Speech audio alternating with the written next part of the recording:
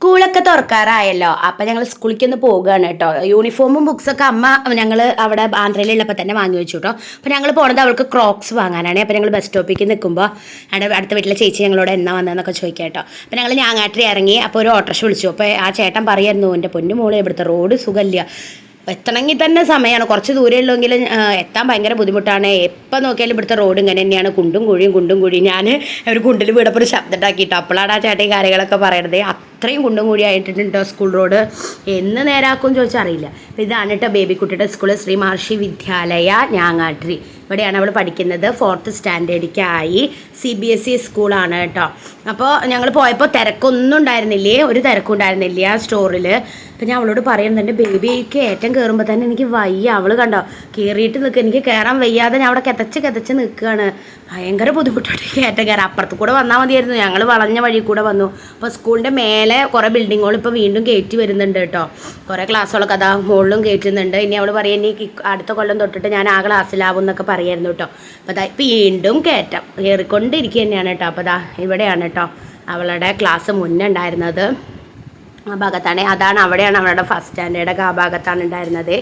അപ്പോൾ ഞങ്ങളിതാ സ്റ്റോറിക്ക് പോവുകയാണ്. അപ്പോൾ ക്രോക്സ് വാങ്ങാൻ പോയി. അപ്പോൾ അവർ പറഞ്ഞു, ഇവിടെ അളവ് ഇതാ വെച്ചിട്ടുണ്ട്, ഇതിൽ ഏതാച്ചാൽ നോക്കിയിട്ട് എടുത്തോളൂ, അപ്പോൾ തരാമെന്ന് പറഞ്ഞു. അപ്പോൾ ലാസ്റ്റത്തെ ആദ്യം ഇവിടെ ഇട്ടത് ചെറുതായിരുന്നു കേട്ടോ. ഞാൻ പറഞ്ഞത് കണ്ടാൽ തന്നെ അറിയില്ല ബേബി അത് ചെറുതാണ് എന്ന്. പോയിട്ട് വലുത് നോക്കി എടുക്കുക പറഞ്ഞിട്ട് എടുത്തു. 2 ക്രോക്സും എടുത്തു, അതുപോലെ തന്നെ ബ്ലൂവും വൈറ്റും എടുത്തു. പിന്നെ എടുത്തത് എന്താ, ബെൽറ്റ് എടുത്തു. പിന്നെ ഒരു ജോമെട്രിക് ബോക്സും എടുത്തു.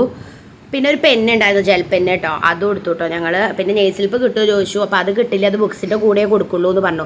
ആദ്യം ഇവർ യൂണിഫോമിൻ്റെ കാര്യം പറഞ്ഞിട്ടുണ്ടായിരുന്നത് ഓർഡർ കൊടുത്തവർക്ക് മാത്രം അനുസരിച്ചിട്ടാണ് യൂണിഫോം കൊടുക്കുള്ളൂ എന്ന്. ഇപ്പം ഞാൻ അവിടെ പോയി ചോദിച്ചപ്പോൾ അങ്ങനെ ഒരു സംഭവമേ ഇല്ല എന്നാണ് കേട്ടോ പറയുന്നത്. അപ്പോൾ ഇതാണ് അവരുടെ സ്റ്റോർ. ഇപ്പോൾ തിരക്കൊന്നുമില്ല, മറ്റേത് ഇവിടെ ഫസ്റ്റ് ഭയങ്കര തിരക്കായിരുന്നേ. പിന്നെ അതാ ബില്ലൊക്കെ അടിച്ചു. അപ്പോൾ ബില്ലൊക്കെ നല്ല ബില്ലാണ് കേട്ടോ ഗൈസ്. അതൊക്കെ അതിൻ്റെ ഒരു ഹാങ് ഓവർ മാറാൻ ബേബി പറഞ്ഞു, അമ്മയെ കുറച്ച് വെള്ളം കുടിക്കുക പറഞ്ഞിട്ട് അവിടുന്ന് അവൾക്ക് കുറച്ച് വെള്ളമൊക്കെ എടുത്തു തന്നു കേട്ടോ. അപ്പോൾ അവൾ ബാത്റൂമിലേക്ക് പോയി. എവിടെ പോയാലും അവൾക്ക് ബാത്റൂമിൽ പോകണം എന്നുള്ളത് നിർബന്ധമാണല്ലോ. അവളുടെ സ്കൂളൊക്കെ കാണാൻ നല്ല ഭംഗിയാണ് കേട്ടോ, നല്ല രസമുള്ള സ്കൂളാണ്. അത് കഴിഞ്ഞ് ഞങ്ങൾ ആ ബില്ലിൻ്റെ ക്ഷീണയ്ക്ക് മാറിയിട്ടില്ല, കുറച്ച് നേരം അവിടെ ഇരുന്നു ഞാൻ. പിന്നെ അറിയായിരുന്നു ഇങ്ങനെയൊക്കെ എൻ്റെ ആവും വരിക അത്. അപ്പം ഞാൻ അവളോട് പറയായിരുന്നു, നന്നായി പഠിക്കണം ബേബി എന്നൊക്കെ പറയായിരുന്നു കേട്ടോ. അപ്പോൾ അതാ പിന്നെ ഞങ്ങൾ പോകാൻ നിന്നിട്ട്. അപ്പോൾ ബസ് സ്റ്റോപ്പിലേക്ക് അങ്ങോട്ട് നടക്കണമെങ്കിൽ കുറച്ച് ദൂരമുണ്ട്. അപ്പോൾ ഞങ്ങൾക്ക് ഒരു ഓട്ടോ കിട്ടി. പിന്നെ ഞങ്ങളിത് ഇവിടെ 1 മണിക്കൂറോളം നിന്നു കേട്ടോ.